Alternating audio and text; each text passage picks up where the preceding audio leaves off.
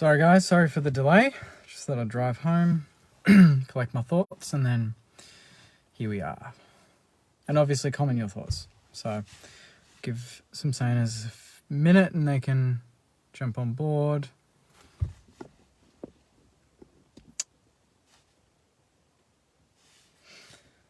Yeah. Tough day at the G. It was still a pretty insane day just to be there and the build up and, you know, the national anthem, and that first 10 minutes was pretty intense, but yeah, we'll get into it. But yeah, there was just a few things lacking, but there was still a few things that jumped out to me that really, you know, I thought, wow, okay, we can work with that. Umps were a bit dodgy. Probably not at their all-time best, I'd have to say. You know, a few calls that were question mark, and to be fair, you know, generally I don't really notice the calls too much, but GWS capitalised on a lot of them, but it doesn't matter. I'm not going to try and discredit them because I thought they were the better team. They were probably 10 to 15% better at everything. Like, honestly, that's what I think. They didn't fumble. We fumbled a lot. You know, the rain came a little bit in patches of the game, and it really, you know, kind of put us off. You know, even seeing Sinclair stuff up a kick or fumble, you know, you're like, wow, haven't seen him do that all season. So that was weird. You know, obviously Tim Membry was a laid out and Caminiti was put in. And as much as I love the hammer, it just didn't quite work for him. I thought he was very enthusiastic around the ball, but sometimes a bit too enthusiastic, to the point where he would get in the way of a Max King or a Sharman flying for the ball. And, you know, all the tools would go up at once, and it really just left a lot of ground ball for GWS. And, you know, I knew they were quick, but bloody hell, in that, particularly that second quarter where they blew the margin out very quickly, they are so fast. They spread well. They use the ball well. They finished their work down the other end. Beating us in the air, beating us at the ground. They beat us everywhere, you know, in that first quarter and a half, 2 quarters, and got the margin out to that 42 points. Josh Kelly in that first half did everything. Our midfield was getting battered. It felt like their clearances were very direct, very clean. And my uncle spotted this, so I'll give him credit for that. But we just seemed to be very happy to tap the ball on and just hit it on into just open space. But when GWS are the better outside team and moving the ball quickly and just generally getting first use to the ball, holding it in, holding possession, slowing the game down is to me what would be more effective. We kept trying to paddle the ball forward, tap it on, kind of like Richmond in 2017, just constantly trying to move it off the deck. And I think that was just done too often, where a player just needed to hold the ball in. We would tap it on to open space, and there's 3 GWS players running towards that space. Get the ball, we're outnumbered. They go down the other end and kick a goal, and their rebound was pretty elite. Yeah, I thought we kept Toby Green pretty quiet. You know, I didn't really think he was a major factor in the game. I thought, if anything, it was just their mids, their halfbacks. Bedford, you know, he was very good for them. I thought Kingy on Taylor was pretty solid. I thought Max King got going the longer the game wore on, and he kicked a couple of goals and took a few big marks. But the standout, obviously, in the forward line was Cooper Sharman by a mile. Cooper Sharman's game, if he had to kick that long goal at the end there, that would have been his best game in his career. This probably was close to his best game of his career, just because it was in a final, his first final, and he was the one, even when the ball was wet, he was clunking them, kicking straight when everyone was missing, marking them when everyone was dropping it. Even off the deck, his fight, his endeavour was excellent. You know, you couldn't question that. Nasiah didn't look out of place. Rowan Marshall didn't look out of place. I thought, if anything, you know, you take away from this game is that, yes, you look at, you know, obviously GWS is stacked with top draft picks. You know, they've got a lot of good players, a lot of top tier players that probably haven't hit their ceiling, and they look like they're getting that together now. Obviously, we've got the opposite. We've got a lot of workman-like players, a lot of blue-collar, really tough inside, you know, gallant on the outside, but not absolute icing on the cake players. And Ross has really getting the most out of them as much as he can. And you see that on the scoreboard. We go down by 42, then we get it back to 23, blows out to 43 again. We get it back to 18 with an early goal in the last quarter. Then I think it gets back out to 30. We get it back to 24. So we were always fighting. We're always there, That Nasiah goal on the siren at 3/4 time, that's still 25 points. But, it was so loud. That was such a cool moment to experience. And it really did feel like the momentum was building. And then Higo kicks his goal. And anything could happen. But credit to GWS. Anytime we got a sniff, they'd go down the other end. Hogan would mark it, kick a goal. And then, that was it. So as much as we were gallant, they fought us off. They fought off our momentum at times. Backline, very loose in the first half. Gave them way too much space, too much credit. And that just allowed, that invited that pressure. When they knew that was the way we were playing, they kind of you could tell they were up and about. They spread more, they ran harder. I think it took us maybe a quarter and a half to really catch up to the pace. We started well. We kicked the first goal. Didn't look too bad, getting that 7 points up, I think it was. And that's when GWS just took it to a new level, kicked 5 or 6 in a row, took the game away from us pretty quickly. But we never gave up. And that's what Ross Lyon teams do. They still make it very difficult, even when it seemingly looks like it's out of reach to win. We still made it kind of difficult for the Giants at times. It wasn't always their way. There were shifts in momentum, especially that, late in the second quarter, we kicked 4 goals in 10 minutes. Late in the third, we kicked the last 3 or something to get it back to 25, 24. And then we started well in the fourth, but we just couldn't finish it off. And we had some shots, missed them. Butler snapping it twice when he's a beautiful set shot on it. Not really a tight angle, but he's gone for the snap. Thought that was a bit annoying. And I think Tim Membry being out was massive. Obviously we didn't really have that lead up forward. And that brings me to the forward line. There were too many times where Higo was the long kick deep, as if he was a tall forward. And King was, at the 50 or at the arc. And it's like, they need to be swapped. King needs to be the deep one. And if the ball's punched, Higo needs to be in traffic 45 out to then rove it. But it was the other way around. I thought, I don't really like it when our best kicks are kicking it long to Higo on like a 2-on-1, because we're never going to win that contest. And if it goes to ground, that's where Higo should be to rove it, not the other way around. So I think, just some structural things in the forward line didn't work for me. The paddling on, not grabbing it first time. But when we started running, we started using overlap. And that was credit to, Nasiah, Brad Hill, Mason Wood. I thought Ronnie Burns would have been important in this game. I actually think I wanted Ronnie Burns to be the sub, but it was Liam Stocker, who wasn't bad when he came on.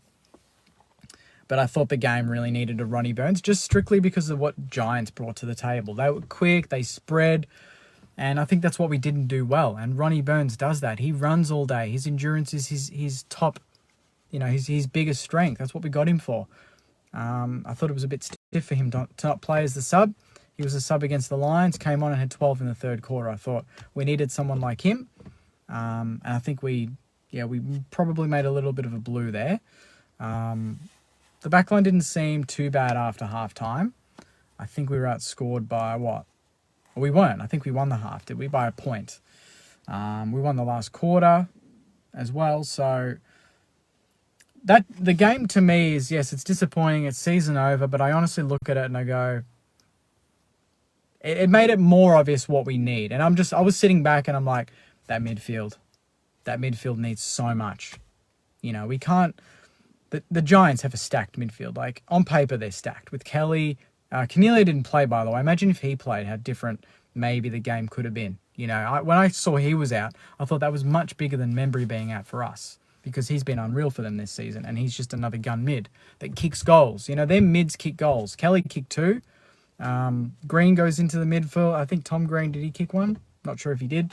But they just had so much silk in there, and it just showed. We had to put Filippo in there. We had to put Owens in there. Filippo had a really tough day at the office. He battled hard again, as he always does. But you could tell that experience, he's going to get better from it. But just on the basis of today, that's the way it is. They have Silk and we have 19-year-olds running around in there. So as much as, they're going to get experience, it was going to be tough to really match them in there today with the form that they've been in and obviously the class and experience that they've got. But Marshall, it also showed, what we were lacking, but also the players that stand up in those sort of big moments for us. And I thought Josh Battle, his last quarter in particular, was excellent. Like, guys, we've got to credit the players even in a loss. And Josh Battle, honestly, that last quarter was staggering. He was marking everything. His kicking was elite. I thought he was sensational. He was doing what Sharma was doing in the forward line. He was doing in the back line. I thought he was excellent, probably our best backman. Cordy was all right. I think they nullified Wilkie really well, although Wilkie got a bit of the ball. We just didn't quite get the, that pounce off intercepts that we would usually get from Mikel Wilkie, where he would mark it and then instantly go for his kick. That's the best thing about Wilkie is when he gets the ball, he already knows where the next kick's going to be and it moves it on really quickly. We didn't see much of that today at all. I think the Giants really did that well. I thought really just the 10-15% of everything, whether it was outside ball, inside ball, converting as well. We kicked a lot of points early. It was just those little things. And in a final, that makes the difference. And, the margin's 4 goals. That's probably right. They were a goal-ish better each quarter. We did kick a lot of junk time goals, but I'm not going to lose any sleep on this performance. I think we're a work in progress. This is not the finished article. Obviously, Ross hasn't even had a trade season yet. So I think this is really the time in the next, 6 to 12 weeks. So I wouldn't say 6 to 12 weeks, maybe 4 to 6 weeks, where we're really going to see some movement. We already saw today, and I'll do a video on it during the week, but Liam Henry, I believe he's nominated us. There's pace there in the forward half, because that's another thing. Butler Higo, as much as I love him, didn't get the job done today. I didn't see enough roving. I didn't see enough forward pressure. And obviously, I don't think either of them kicked goals, did they? Oh, Higo did. He kicked one. I'm not sure if Butler did. So you want goals on a wet, soggy day at the G from your smalls, and we didn't get it. So disappointing there. But considering the lack of experience, considering where we thought we would be, 24 weeks ago prior to the season starting, it's pretty unreal to think we landed the 13 wins. We got the home final. We got the experience. And what I really loved is that we got a very decent crowd today. So credit to all the Sainers that turned out. 68,000 against the Giants. Is excellent numbers. I mean, if we played a Melbourne team, that's well above the 85s, probably 90. But to get 68, 68.7, I think it was, against the Giants was awesome.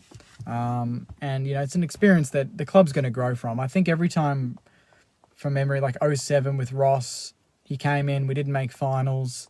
And then 08, we really pushed because he had that off season to really get imprint his sort of DNA on the team. Now we're going to see that. We made finals in his first year this time, but I think he's really going to have that, blowtorch on a lot of players. And I think we're going to hopefully see an improvement next year. That's the thing. As bad as it was to get knocked out today, the way we did, we fought till the end, as we've done pretty much most of the season. We didn't give up. We made it difficult at times. We gave ourselves a chance, and that's what Ross Lyon teams do. They always give themselves a chance. We should all be optimistic about next year. As simple as that. We should all be optimistic. We've got the youth there. He's played more youth than, there's a great article, I'll share it during the week, but we've played more youth than any other team. I think,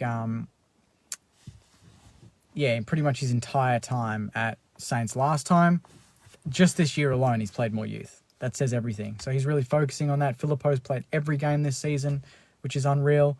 And Caminiti, we've got a player there for sure. Sharman was excellent. King's only 22. Owens, no exception. Nasiah, what a season he had, So there's so much there. Windy, by the way, as well. Can't forget Windy. Excellent. I thought he was really good today. Used the ball well. There's so much there. Ollie Houghton we haven't seen. Isaac Kilda we haven't seen. Van Ayres we haven't seen. We'll hit the draft again. We'll get players in. We'll trade. We'll be very active is what I've heard. But, yeah, this year's been just a great roller coaster. Didn't expect it to go the way it did. I really did think we could have won today. I was confident. I won't lie. I won't shy away from that. I really did think we had enough to win. But the Giants, they just brought it. They played well. Like I said, 10-15% in every aspect of the game, 10-15% in every quarter. And, yeah, they probably get, that 4-goal, 5-goal win that they deserved. I don't think it deserved to be a blowout. I thought we were pretty good in patches, but they were just consistently a bit better. We were a bit fumbly, missed our chances. They were the opposite. That's what you get. So those are my thoughts, Saners. I'll go through a few quick comments. Apologies, I can't quite read all of them, some of the longer ones, because Facebook apps are just shit. And, yeah, it's not helpful. Brian says, Jakey, we are a young side and we will only get better from this. Stay positive, saying as we are on the rise. Absolutely. Jim says a lot of players had pretty bad games tonight. Yeah, there's a few downers, but I think, yeah, I thought we battled through that. As much as players were, out of form, we've seen insane sides gone by where they're out of form, but they really let that get to them and it affects their whole game. Whereas, players that seemed out of form, they just kind of fought through. They tried to work their way through it, which to me shows maturity. It shows the mentality of the team now and the approach that Ross has really instilled in the team is that even if it's not going your way, things can change quick. And that's what we proved. 42 points down, bring it down to 18. 42 points down, bring it down to 20. We did that 2 or 3 times in the game, which shows that just stick around, see what happens, and we didn't roll over. We didn't roll over and die and let the Giants just have their way. And that's a team that's beaten, they beat Essendon by 130. We did all right today. Jonathan says, I would have thought Jack Hayes would have been a good substitute for Membry. Well, mate, Jack Hayes was named injured, so that was never going to happen. Is this Gresham's last game? I'm not sure. I've got a weird feeling he might stick around, but I believe we've got an offer on the table. It's just whether he wants to and the money's there. I don't think we're going to budge on it. So if he wants more money and to be a bit greedy and go somewhere with more money, fair enough. We'll get some compensation, I believe. But if not, stick around and fight it out for next season under a very good coach. That'd be my tip, actually. Just challenge yourself. Don't go for the easy option. Benny says they were just a 4-goal better team all day. Young boys will get experience from it. Absolutely, I agree with that. That's a good comment. Sorry about the camera, it's just wobbling a bit.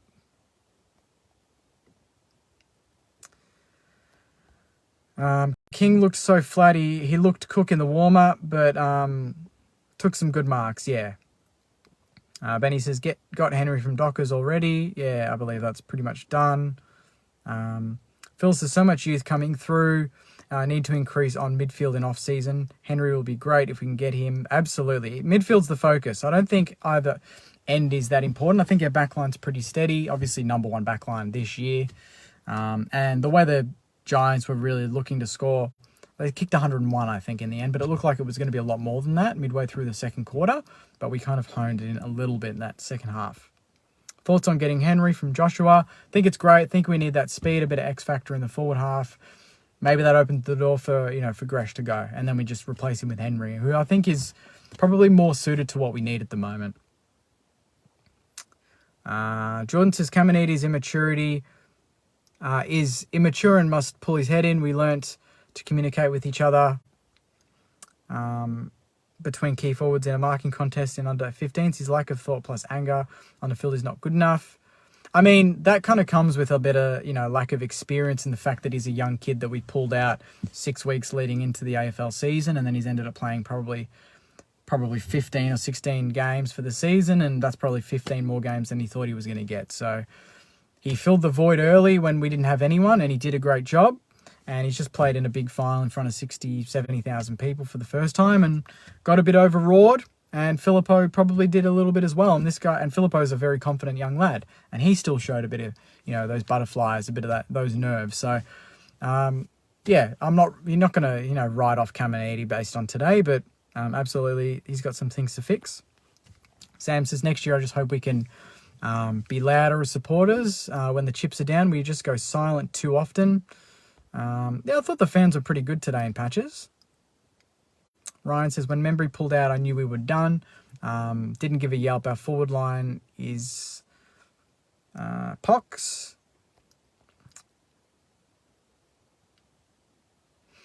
Mitch says, Gresham on a 2-year deal with some money would be fair. Yeah, that's pretty much what I would offer to him. Guy says, I love Windy, but he was underdone today. Do you think? I thought he was pretty good. Brendan says, it's sad, but that's life. Hoping this is 2008 St Kilda. Yeah, exactly right. Jim says, 2023 season is 3 words. Future is bright. Spot on, mate. Future is bright. I just want that to be kind of the main... the main theme going to the next couple of weeks, as much as it's going to be disappointing, and it's always tough watching other teams play finals ahead of us, and, obviously the eventual premier, it's going to be jealousy seeps in, damn, like another team notches it up, but there's a future there, there's a vision. You can finally see the path, right? You can see the path, and a step in that path is to make a final. A lot of good coaches, a lot of good players say, to win a premiership, you need to lose a final. You need to feel that loss, and you need to feel angry and sad and want to get better. And you need that, that trigger to come back better, come back stronger, train harder in the off season. Go and watch a few of these finals. Go to the granny and feel that euphoria that you those players on the field are going to feel, because you want that. So I think this is very, very valuable for a lot of our young kids, even some of our senior boys. You go Jack Steele, he hasn't played in front of 70,000 in a final in Melbourne. He hasn't done it. First time. So even some of our more experienced players haven't experienced today. Seb, hasn't really. I thought he was excellent today. He stood up. To me, he was almost our best midfielder, Seb Ross. So credit to him.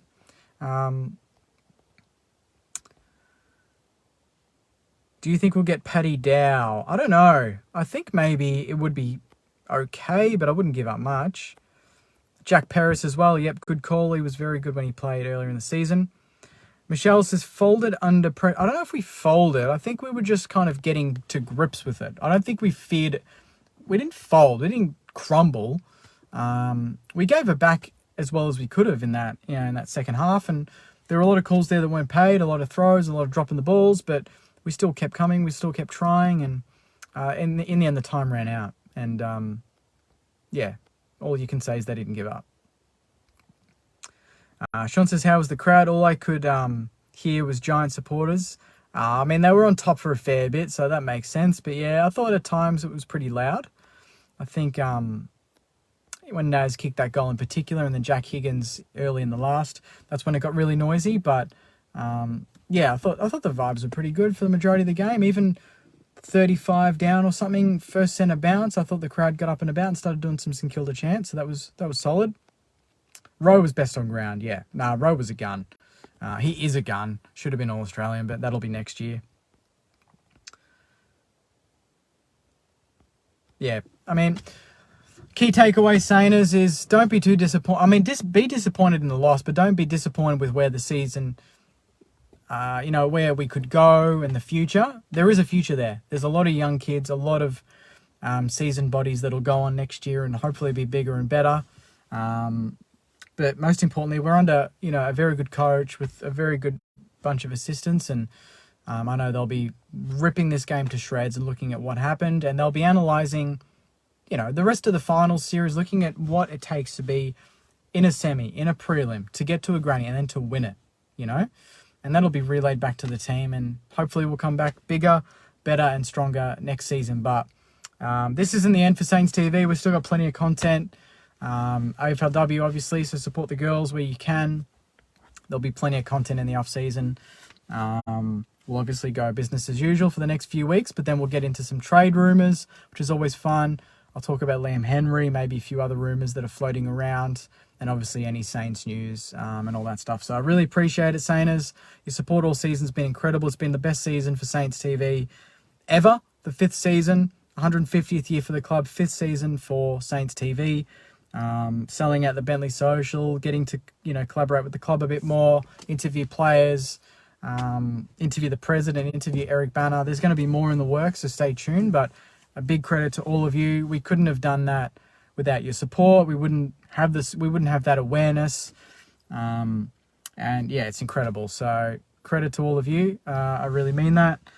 Really disappointed I couldn't go on the ride a bit deeper into finals with all of you. But yeah, we'll go through this together, and then we'll be back next season to go again, and hopefully get one better or two better or three better next season. I feel like we are definitely a finals team next season.